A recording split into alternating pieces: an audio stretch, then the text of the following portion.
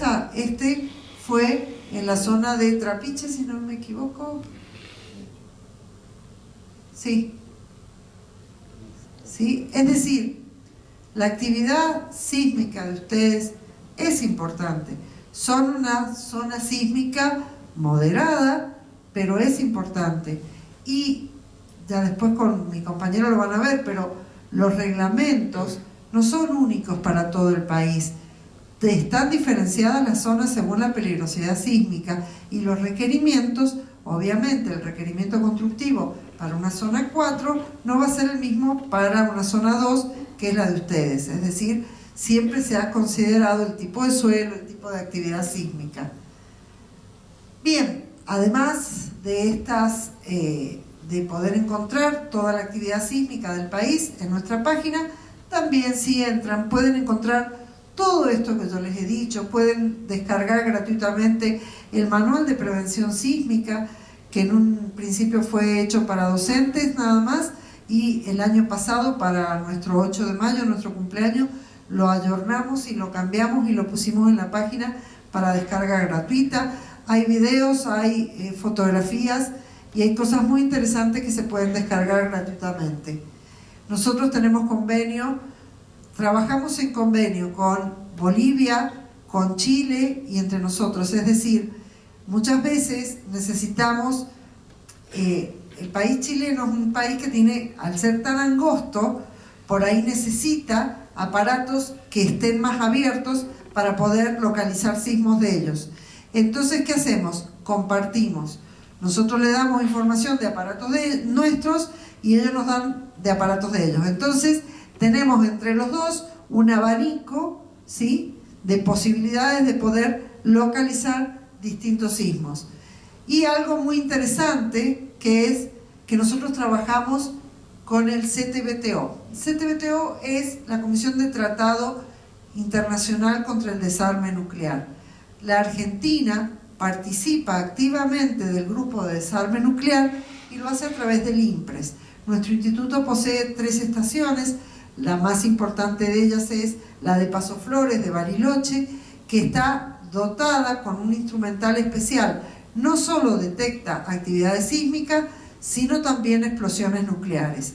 Estas explosiones nucleares son secreto de Estado y son comunicadas directamente a la sede del CTBTO, que se encuentra en Viena. Nuestro instituto tiene algunos profesionales que están encargados del tema CTBTO y que periódicamente viajan a Viena. Es decir, es muy importante, si ustedes recuerdan cuando el tema del submarino, todos los datos del CTBTO que fueron de los distintos sensores que tiene esta comisión en todo el mundo, fueron consultados para ver si alguno había registrado el tema de la explosión o demás. Es decir, es importante que sepamos que nuestro país está en pos de paz y está colaborando con todos los países que quieren la paz mundial. Es decir, estamos en contra del armamento nuclear. Y las explosiones nucleares, los ensayos, se hacen en distintas partes del mundo y para eso estamos, estos sensorcitos que estamos encontrándolas. Bien, les dije toda la actividad que hacen los sismólogos, sismología, y nosotros, los ingenieros, estamos en la otra patita del INPRES, que es la ingeniería sismoresistente, donde nuestras tareas son monitorear a través de la red de acelerógrafos. Y le explico por qué. Porque, a ver, el sismógrafo está claro, registra el movimiento, y nosotros los ingenieros, ¿qué queremos? Nosotros los ingenieros, ¿ustedes se acuerdan que les mostré la fotito donde había una fuerza horizontal? Bien, si yo tengo la masa del edificio, la masa de la construcción, del puente, de lo que sea, para poder encontrar esa fuerza horizontal, necesito saber, por la segunda ley de Newton, que me dice que fuerza es masa por aceleración. Es decir, si tengo la masa de lo que yo voy a construir y tengo la aceleración con que el terremoto se le ocurre moverme el piso, voy a poder encontrar esa fuerza. Entonces voy a poder, ya tengo la solicitación, podré armar mi estructura para que resista esa fuerza.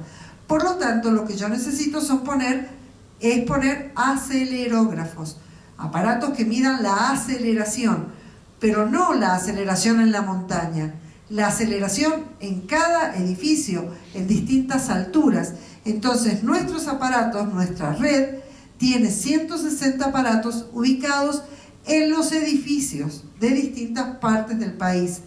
Estos aparatos, a diferencia del sismógrafo, no son para nada sensibles. Se ponen en funcionamiento recién cuando hay un umbral alto. Es decir, a los ingenieros nos importa ver la máxima solicitación, cuál es lo máximo que va a tener que soportar nuestro edificio.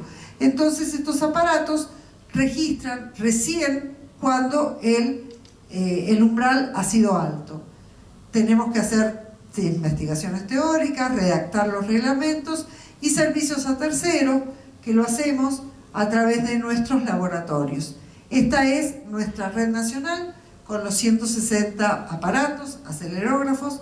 Todos también están trabajando actualmente vía módem, directamente nos llega a los aparatos, a las computadoras de los técnicos.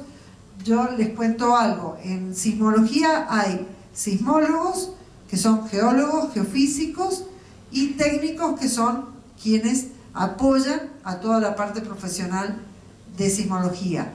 En la parte de ingeniería estamos trabajando ingenieros y técnicos, que son los que apoyan toda nuestra tarea.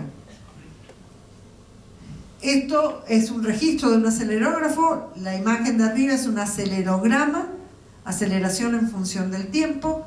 Por lo tanto, si lo integro, encuentro la velocidad, y si la velocidad, y si lo integro una vez más, voy a encontrar el desplazamiento. Es decir, puedo saber cuál es el desplazamiento que determinado sismo le imprime al edificio.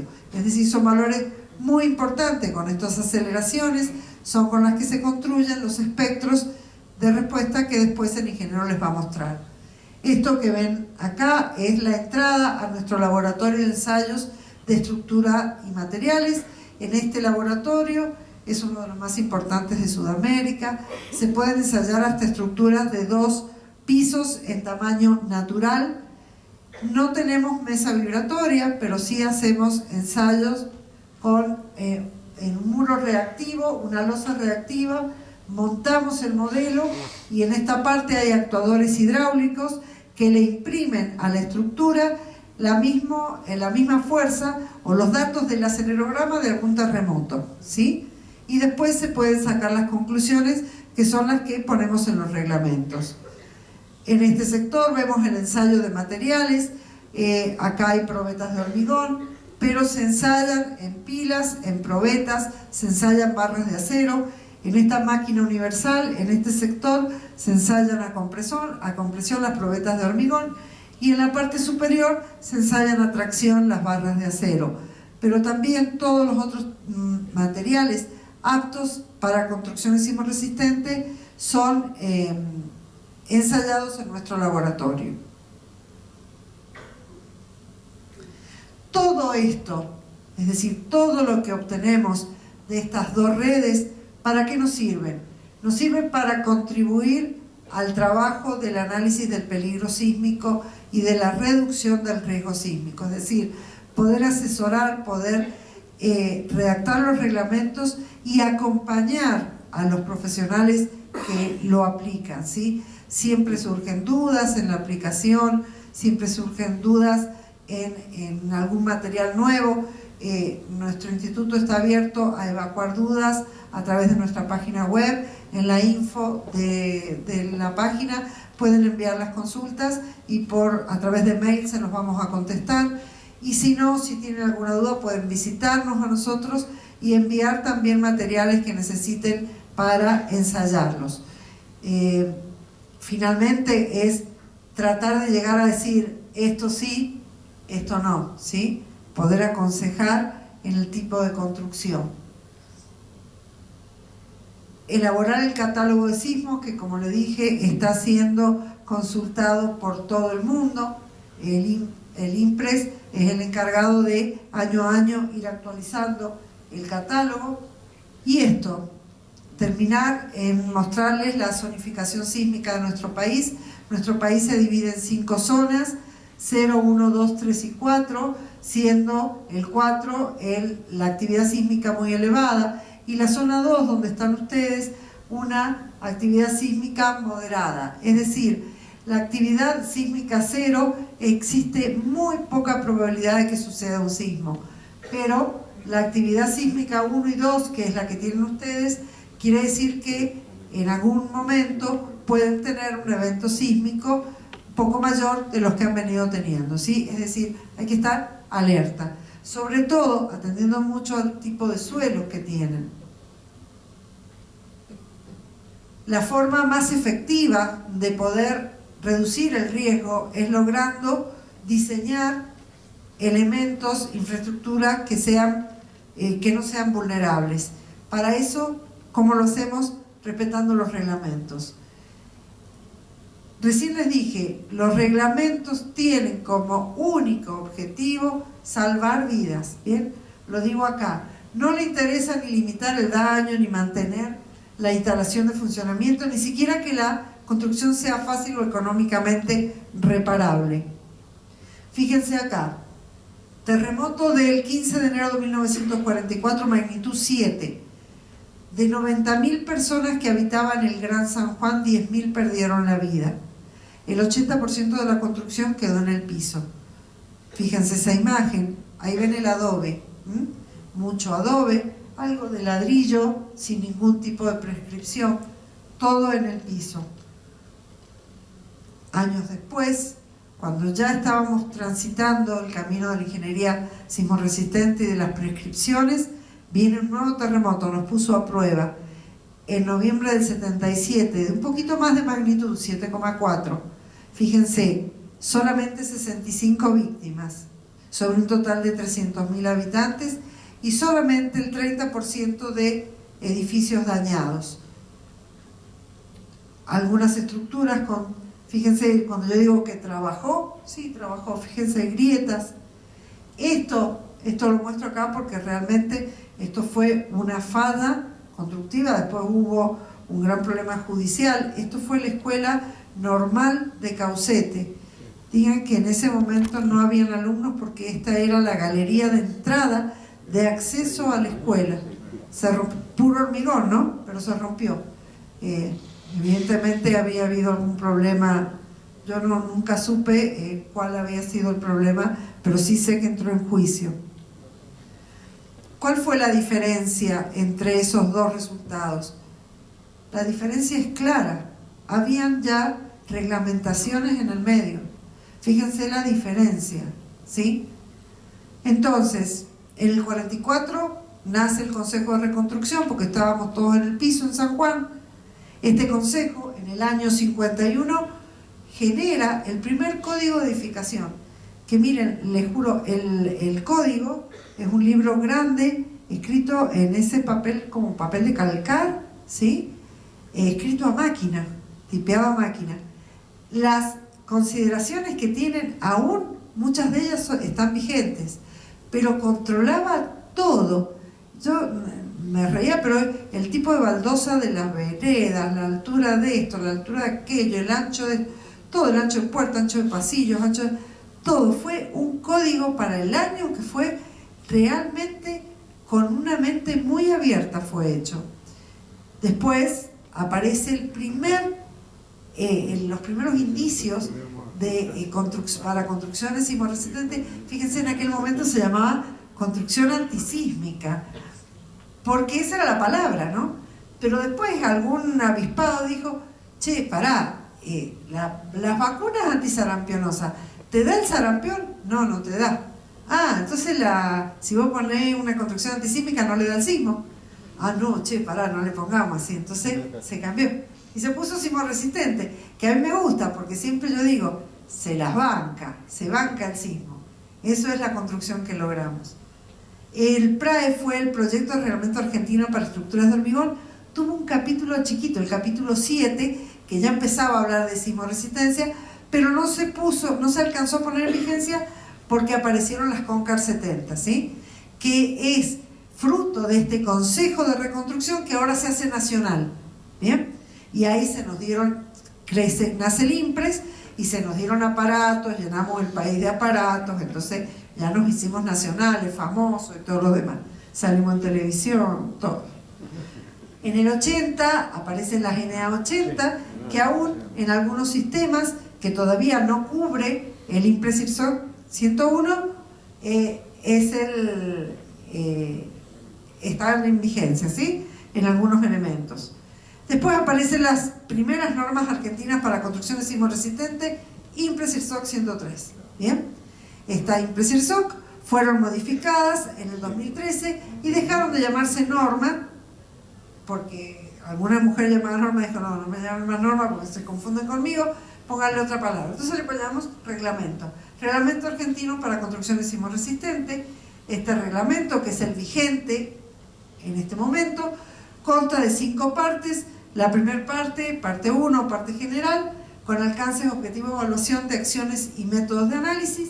Esto está en vigencia en la Nación próximamente. En la Nación, en nuestra provincia ya está en vigencia. La parte 2 ya está en vigencia en todo el país desde el 2013, con construcciones de hormigón armado. Una parte 3 que ya ha finalizado la etapa de revisión con mampostería. La parte 4, estructura de acero, vigente ya en la Nación desde el 2013. Y una parte 5 que próximamente será poner en vigencia en la Nación, en nuestra provincia ya está, que es la parte de soldaduras. Actualmente, un equipo de profesionales muy especializados del IMPRES, entre los que está el ingeniero Yáñez, está trabajando en una nueva parte, que es la parte de puentes, ¿sí? Que hasta ahora no había nada para que reglamentara el tema de puentes, así que va a ser muy interesante que lo tengamos. Les explico algo. El reglamento es un reglamento argentino, es decir, es ley nacional. Por lo tanto, toda obra pública nacional debe respetar y encuadrarse en el reglamento. Pero como tenemos un país federal, las provincias y los municipios pueden o no acogerse a adaptar esa ley. Es importante que las provincias la adopten para que de ahí en más pueda ser utilizada. Hay profesionales que solamente por ellos mismos, ¿sí?, lo aplican al reglamento, pero no es ley en las provincias. Cada provincia y cada municipio puede decidir adoptarla. Nosotros tenemos toda obra, es adoptada en nuestra reglamentación, y nosotros tenemos una ventaja, o no, que es que tenemos una policía edilicia, que es la Dirección de Planeamiento, que controla la aplicabilidad de la norma, del reglamento, pero también controla el paso a paso de la construcción. La memoria de cálculo, los planos, y después va paso a paso. Excavación de cimientos, va y te inspecciona. Relleno, va y te presiona. Después, llenado de columnas, también. Altura de losa, y así va hasta el final de obra. Toda casa que uno quiere vender en San Juan, la vende con un plano aprobado, donde dice final de obra aprobado. De lo contrario, escasamente tenga valor económico esa propiedad, porque la gente no compra si no hay un plano aprobado. Nuestra participación no solo es técnica, sino que la parte de prevención la hacemos acompañando a distintas entidades en simulacros, en asesoramientos. Acá les muestro simulacros que hemos hecho en la ciudad de Caucete, en escuelas, en bodegas. Hemos hecho simulacros con fuerzas vivas, realmente muy completos, porque con bomberos, con Cruz Roja, con grupos de rescate. Esta gente que está acá son grupos USAR. Los grupos USAR son los grupos de rescate con autorización internacional para poder rescatar personas de estructuras colapsadas. En este simulacro la verdad que fue bastante amplio, porque llegamos hasta analizar el tema de manejo de cadáveres y después de un desastre. Estos eran hospitales de campaña. También dentro de edificios públicos se han hecho simulacros en los cuales nosotros hemos podido ir a evaluar. Primero los asesoramos durante el trabajo de planificación del mismo, y después pudimos acompañarlos e ir tomando el tiempo en que la gente podía evacuar los distintos lugares y demás. Les quiero dejar una frase que siempre me gusta cerrar la charla con esta, que la persona que sobrevive a un terremoto no es la más fuerte, sino la mejor preparada, y me parece que en pos de eso sería bueno que empecemos a caminar, a buscar, aplicar el reglamento, pasito a pasito. Ahora les quiero, no sé por qué me hago nomás si tengo el mouse, mostrarles rápidamente, ya sin hablar, pues los debo haber cansado, pero algunas imágenes de este fue el terremoto de Maule de Chile. Bien, esta fue la zona, fíjense, la amplia zona, 500 kilómetros fue la zona de falla, de ruptura de esta zona de subducción que venía hasta que no soportó más y rompió la resistencia. Fíjense, este fue el aeropuerto de Chile, que si bien no fue tema estructural lo que se rompió, no fue la estructura principal, pero fueron estas estructuras accesorias que dejaron inhabilitado el aeropuerto. Fíjense, esto es un hospital, bien, hay algunas imágenes. Fíjense, ven, esto es una escuela. Si bien estructuralmente resistió, trabajó, fíjense cómo este cielo raso cayó. Esto es un hospital, perdón. Como ahí trabaja bien, pero como este cielo raso cae sobre la zona de camas. ¿Bien? Esto es Talca. ¿Ven todo lo que es eso? Esto es escombro de adobe. Nosotros fuimos, nuestra misión de Argentina, en colaboración con el gobierno chileno, fuimos un mes después del terremoto. Y aún después de un mes, con Talca, que es una ciudad tan pequeña, con 14 frentes de trabajo de topadoras, todavía existían esta cantidad de escombros de adobe. Por eso cuando a mí me hablan del adobe, yo les muestro y les cuento lo que vivimos nosotros y lo que existe, lo que sucede en el mundo con el adobe. Fíjense, adobe. Esto es una estructura con poca prescripción sismorresistente. Nosotros y algunos otros grupos éramos los encargados de revisar ciertas estructuras y de poder ir señalando cuál debía ser destruida, demolida, para poder continuar con la recuperación. Esto es la peatonal, construcciones de hormigón armado sin adecuadas prescripciones, las iglesias. Esto fue muy... En la iglesia salesiana había un sacerdote rezando, abajo, ahí abajo estaba el sacerdote. Entonces ninguno de mis compañeros quería entrar y yo entré y le digo, mire padre, ya está, vamos, mire cómo está esto. No, dice, porque está la Virgen y me va a ayudar. Y le digo, mire, la Virgen no es ingeniera ni nada, no, acá no, vámonos afuera, charlemos. No, porque yo sé que no va a pasar nada acá adentro. Yo saco y le digo a mis compañeros, mira, no, dejémoslo, porque no hay caso, él dice que está aferrado ahí, pero realmente las iglesias eran muy antiguas, y encima había venido un grupo francés y les cobraba no sé cuánto por la reparación de esta iglesia que nosotros estuvimos evaluando, y había partes que realmente no sé, como no lo pegaran con plasticola sismorresistente, no sé, pero les cobraban una locura a estos pobres sacerdotes para arreglar. Bueno, este es el mercado central. Les voy a pasar algunas imágenes. Esta es la cruz que yo les digo, una escuela, perfectamente trabajó.